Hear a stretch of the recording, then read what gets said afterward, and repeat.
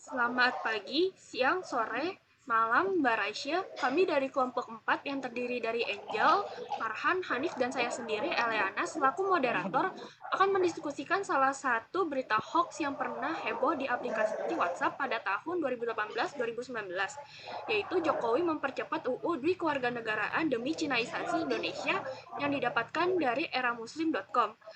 Berikut tolong untuk menunjukkan beritanya sekilas.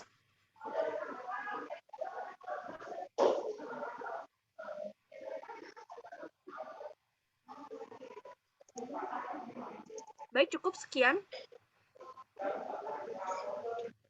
Cukup. Baik, sekian. Setelah beritanya sudah ditunjukkan, saya akan menekankan beberapa poin berikut. Yang pertama, Jokowi yang mempercepat demi kewarganegaraan bagi penduduk Cina agar segera dapat menguasai Indonesia. Yang kedua, Cina memberikan utang 650 triliun kepada Jokowi atas nama NKRI. Selain itu, Cina juga memberikan status berutang kepada NKRI dengan bunga 2,5%. Yang ketiga, Cina dianggap sudah menjajah umat Islam yang dibuktikan dari beberapa bisnis yang berutang ke Cina sampai produknya mayoritas terbuat dari Cina.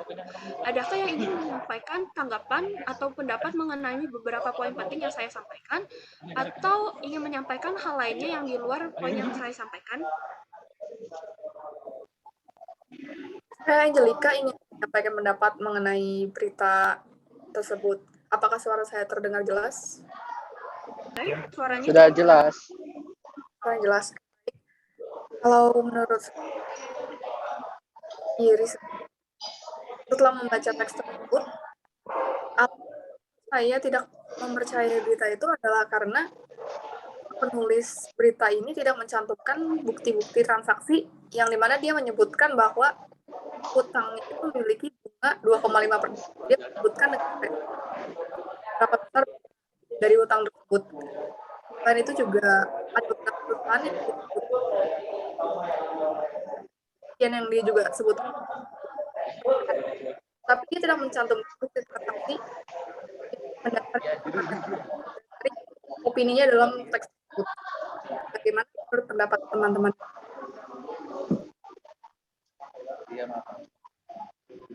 Lalu kamu pelajarannya apa nih? Kamu pelajarannya apa nih?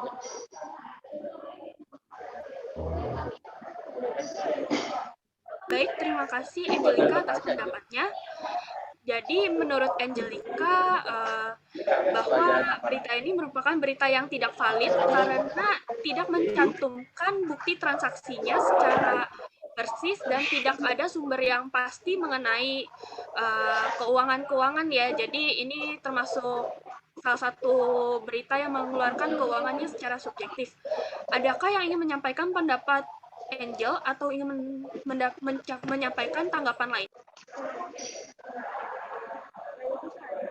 Ya, baik. Saya ingin berpendapat mengenai pertanyaan dari moderator tadi bahwa di sini ada statement Jokowi yang mempercepat demi kewarganegaraan bagi penduduk Cina agar segera dapat menguasai Indonesia. Nah, saya tadi perlu adanya sebuah pembuktian dengan statement tersebut. Sebab di Indonesia itu tidak menerapkan kewarganegaraan, ya, kewarganegaraan ganda. Jika itu terjadi, maka bisa dikatakan bertentangan dengan undang-undang yang berlaku. Dan Presiden dalam hal ini sebagai kepala negara sekaligus sebagai kepala pemerintahan itu bisa dikatakan melakukan pelanggaran. Jadi menurut saya hal itu perlu adanya sebuah pembuktian yang valid dan benar jika memang terjadi. Kemudian untuk Cina yang memberikan utang sampai tembus 650 triliun ya, Jokowi atas nama NKRI, itu menurut saya dari sini kita bisa melihat maksudnya mencari keabsahan berita ini berdasarkan sumber data dari mana gitu, karena apakah sumber itu dari publish-nya Kementerian Keuangan atau lain sebagainya, data kuantitatif ini rentan adanya kesalahan dalam penulisan, ada kesalahan dalam pendekatan seperti itu. Namun masyarakat di sini perlu tahu sebab ini memang utang ini menjadi beban negara ke depan. dan dibayarkan langsung pajak orang rakyat gitu. Jadi bebannya itu kembali pada rakyat.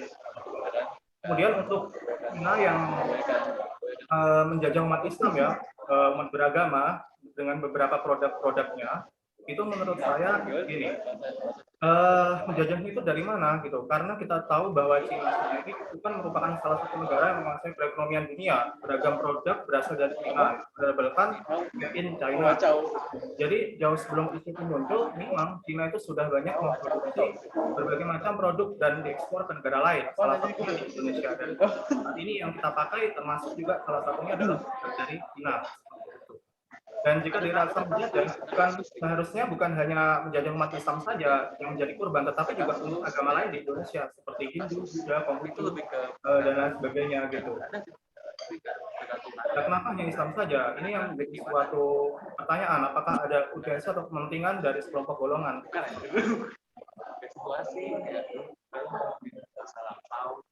Kita pakai bahasa Inggris sih. Hanif, terima kasih atas pendapatnya.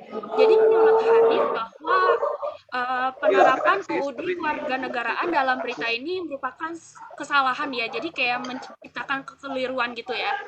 Baik, apakah ada yang ingin menyampaikan tanggapan mengenai apa yang dibicarakan Hanif atau mungkin ingin memberikan tanggapan lainnya? Jadi kayak kasus pertama kayak satu kan. Baik, saya akan menanggapi pendapat dari Hanif. Saya sangat setuju dengan pendapat yang disampaikan oleh Hanif tersebut, terutama mengenai produk Cina yang dikatakan menjajah Indonesia walaupun umat Muslim. Karena menurut saya, mengingat posisi Cina saat ini sebagai pusat perekonomian dunia dan kebanyakan negara-negara selain Indonesia juga memasang impor yang cukup besar di Indonesia. Maaf, di Cina. Jadi menurut saya agak tidak masuk akal jika mereka sang para penulis menganggap bahwa produk-produk Cina ini menjajah umat Muslim Indonesia. Begitu saja pendapat dari saya. Baik, Farhan, terima kasih atas pendapatnya sebelumnya. Baik, saya akan lanjutkan dengan beberapa pertanyaan yang mungkin bikin saya cukup penasaran ya. Kira-kira menurut teman-teman, mengapa sih berita hoax ini dapat dibuat? Apa yang melandasi orang tersebut membuat berita ini? Baik, saya akan menjawabnya. Kalau menurut saya, mengapa berita hoax ini dapat dibuat adalah karena yang pertama adalah munculnya sentimen anti Cina yang mulai berkembang di Indonesia sejak tahun 2016-an. Dan melihat sentimen anti Cina itu mulai berkembang di Indonesia, mungkin juga mendorong sang penulis ini untuk memberikan berita hoax seperti ini agar mendapatkan seperti pengikut, seperti orang-orang yang menyetujui dengan pendapatnya.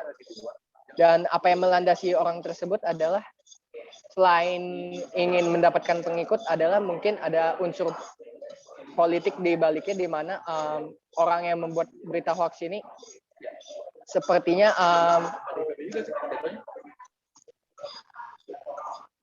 ingin menjatuhkan persepsi orang-orang yang pro dengan pemerintahan saat ini, tapi menjatuhkannya melalui cara-cara yang buruk, seperti salah satunya memberikan hoax ini. Terima kasih. Farhan, terima kasih atas pendapatnya. Jadi menurut Farhan bahwa salah satu kebencian seperti sentimen Cina dan juga ingin mendapatkan pengikut demi kepentingan politik ini untuk menjatuhkan orang-orang yang pro pada pemerintahan ya. Adakah yang ingin memberikan tanggapan mengenai pendapat Farhan atau ingin menyampaikan hal-hal lainnya? Ya, baik. Saya setuju dengan pendapat dari Farhan tadi bahwa di sini ada unsur politik dan sentimen terhadap ras Cina gitu. Menurut saya berita hoax ini sendiri itu dibuat ya, memang latar belakangnya adalah untuk kepentingan satu golongan gitu. Berita atau isu ini memang muncul ya menjelang Pilpres, sebelum dan sesudah ini sebenarnya juga sempat viral dan booming seperti itu. Menurut saya di sini itu ada indikasi bahwa berita ini mengarah atau menyerang ke salah satu pasangan calon peserta kontestasi pemilu seperti itu. Kemudian kenapa cuman orang Islam saja yang menjadi target penyebaran dari berita ini?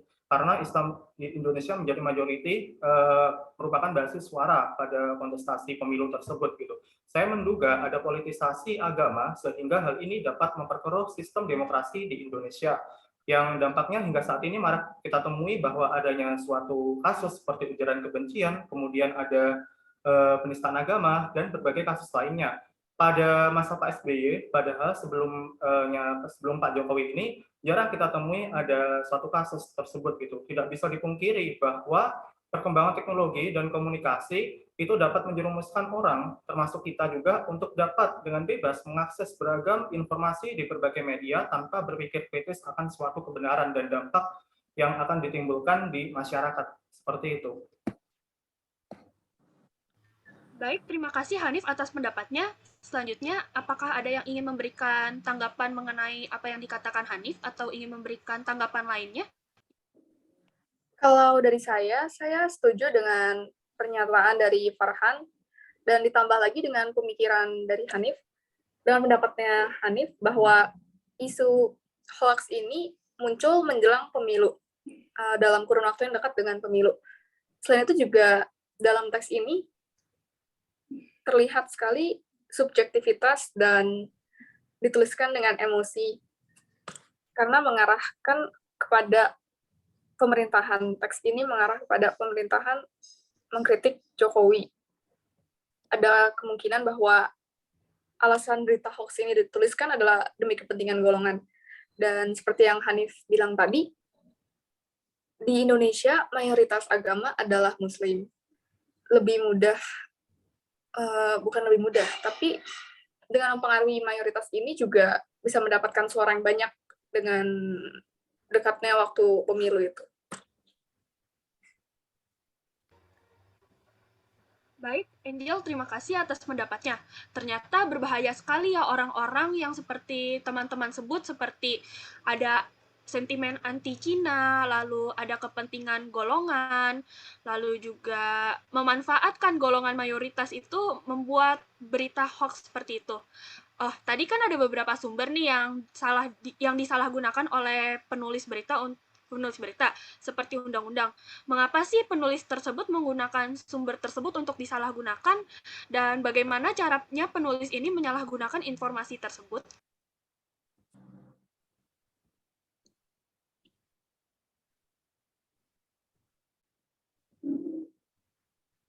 Ya, jadi di sini saya akan memberikan pendapat bahwa menurut saya pertanyaannya tadi kan penulis tersebut menggunakan sumber tersebut untuk disalahgunakan. Bagaimana caranya penulis menyalahgunakan informasi itu, termasuk di dalamnya ada sumber berupa undang-undang negara seperti itu. Jadi di sini kita tidak bisa mempercayai ya sumber yang telah dipaparkan tadi. Maksudnya karena apa? Sebab isi dari berita-berita tersebut itu mayoritas merupakan sebuah statement pola pikir dari pengamat politik Pak Yudhistira tadi. Kemudian penulis Pak Yudhistira tadi melakukan cocokologi atau penyebutannya gimana ya? Istilahnya saling mencocokkan gitu dengan berbagai undang-undang tentang kewarganegaraan yang mana undang-undang itu sejatinya merupakan regulasi yang sifatnya itu netral, sehingga dalam hal ini penulis dengan mudah untuk melakukan pembelotan dalam melakukan suatu pembenaran seperti itu. Kemudian penulis berita ini menyebarkan berita itu melalui media pesan WhatsApp gitu, yang disebarluaskan antar grup, antar teman, antar perorangan seperti itu. Pesan singkat yang berisi argumen yang tidak bisa dipertanggungjawabkan itu menjadi konsumsi publik ya dalam hal ini masyarakat. Kita tahu bahwa masyarakat Indonesia saat ini mudah mengakses beragam informasi tanpa diiringi oleh pola pikir yang kritis. Alhasil dengan mudah mereka mungkin terprovokasi oleh isu berita pesan WhatsApp tersebut. Seperti itu. Mungkin. Wah, benar juga ya pendapat yang diberikan oleh Hanif. Apakah ada yang ingin memberikan tanggapan atau mungkin pendapat lain mengenai pertanyaan tadi?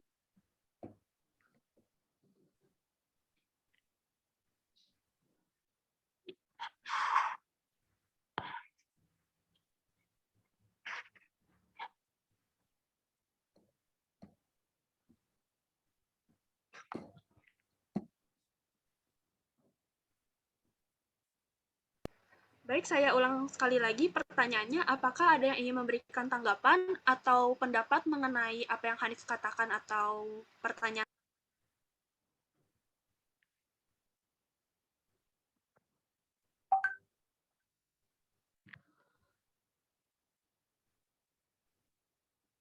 Kalau dari saya, karena undang-undang ini masih dalam bentuknya revisi, masih dalam tahap revisi dan masih tahap pembicaraan dengan anggota-anggota DPR lainnya, sehingga informasinya masih rancu dan pihak penulis ini juga tidak menangkap informasinya dengan lengkap dan dengan pasti karena undang-undang ini masih belum ditetapkan, belum diresmikan.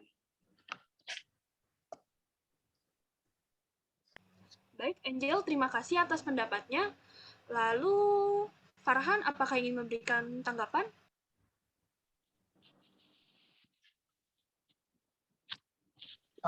Saya sendiri sudah menyetujui juga dengan pendapat yang diberikan oleh Angelica dan Hanif tadi, jadi saya tidak memberi tanggapan apapun. Terima kasih. Baik, terima kasih. Jadi, menurut teman-teman yang sampaikan tadi bahwa undang-undang ini masih dalam keadaan revisi sehingga masih mudah untuk dikelirukan atau disalahgunakan oleh orang lain.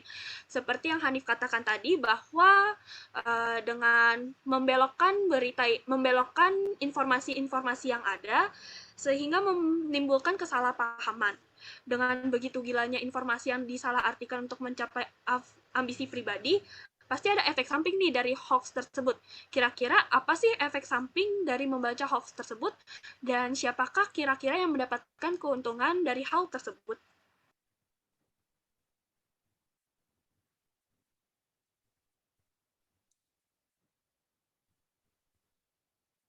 Kalau dari saya, efek samping dari membaca hoax ini yang saya lihat adalah munculnya keresahan di kalangan masyarakat.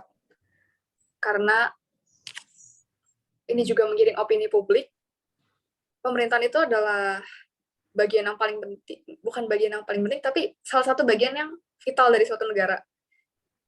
Jika muncul ketidakpercayaan terhadap pemerintahan, itu akan menimbulkan keguncangan dalam suatu negara. Pihak yang diuntungkan adalah orang-orang yang tidak setuju dengan pemerintahan yang sedang berjalan saat itu. Kalau menurut saya seperti itu. Baik, terima kasih Angel atas pendapatnya. Jadi menurut Angel ini bahwa dengan adanya berita hoax seperti ini tuh bisa menimbulkan keresahan dan yang diuntungkan adalah adalah orang-orang yang anti terhadap pemerintahan. Kira-kira ada yang ingin memberikan tanggapan atau pendapat lainnya? Baik, kalau menurut saya efek samping dari pembaca hoax ini mungkin efek terburuknya adalah meningkatnya aksi rasisme terhadap etnis-etnis Cina yang sudah ada di Indonesia. Karena melihat dari teks dibuatnya, teks ini bukan hanya menyerang pemerintahannya saja, namun juga menyerang orang-orang yang dikatakan sebagai orang-orang Cina tersebut. Jadi menurut saya yang efek sampingnya adalah meningkatnya aksi rasisme, dan yang mendapatkan keuntungan adalah orang-orang yang sebelumnya sudah mendukung kegiatan-kegiatan itu untuk terjadi. Baik, Farhan, terima kasih atas pendapatnya. Mungkin tadi Farhan menyampaikan bahwa salah satu yang dirugikan adalah pihak-pihak yang beretnis Tionghoa ya. Selanjutnya, apakah ada yang ingin memberikan tanggapan lain atau mungkin ingin menyampaikan pendapatnya? Ya, baik. Mungkin saya akan menambahkan ya, sebelumnya saya setuju dengan pernyataan dari Angelica dan Farhan bahwa dengan adanya informasi ini maka akan ada oknum yang diuntungkan dan dirugikan. Yang diuntungkan tadi salah satunya adalah apa tadi? Pihak oposisi pemerintah. Oh iya, pihak oposisi. Kemudian yang dirugikan pasti adalah masyarakat gitu loh. Karena apa? Dalam hal ini masyarakat itu kan pasti menjadi korban adanya berita-berita hoax tersebut gitu. Betapa tidak, selepas adanya isu berita hoax yang tidak dapat dipertanggungjawabkan, maka dalam hal ini banyak terjadi kasus atau kejadian yang sebelumnya jarang muncul, bahkan tidak ada. Seperti contohnya adalah ujaran kebencian, kemudian ada penistaan agama, kemudian ada kecemasan di masyarakat, kemudian ada timbul suatu kegaduhan dan lain sebagainya gitu. Kemudian untuk benefit atau keuntungan yang didapat dari pembuatan berita tersebut itu mereka senang gitu. Mereka itu oknum yang beroposisi tadi senang karena bisa mempengaruhi masyarakat luas, khalayak umum dengan beragam statement liar yang dibuatnya seperti itu tanpa dasar bukti yang valid dan benar. Mereka melakukan hal itu bukan tanpa tujuan, bukan tanpa sebab ya, melainkan untuk kepentingan golongan mereka seperti itu. Ya baik, terima kasih Hanif atas pendapatnya. Wah, tidak terasa teman-teman bahwa sebentar lagi kita akan menuju penghujung diskusi nih. Jadi sebelumnya saya ingin bertanya nih, persepsi teman-teman tentang berita hoax ini. Kali ini setelah melalui beberapa pertanyaan yang tadi saya sebutkan, apa yang sekarang Anda pikirkan mengenai berita hoax tersebut? Bagaimana dengan pendapatnya Farhan?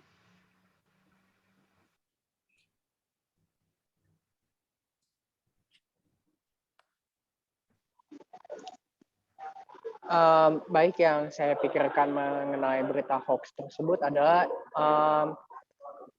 ini ada salah satu berita yang apa ya sebutannya cukup berbahaya jika hanya dicerna secara mentah-mentah, yaitu mengingat masyarakat kita juga bukanlah masyarakat yang cukup gemar membaca, maka mereka juga bisa langsung mencerna secara mentah-mentah apa isi berita ini dan bahkan tidak mengetahui apabila berita ini hoax atau bukan.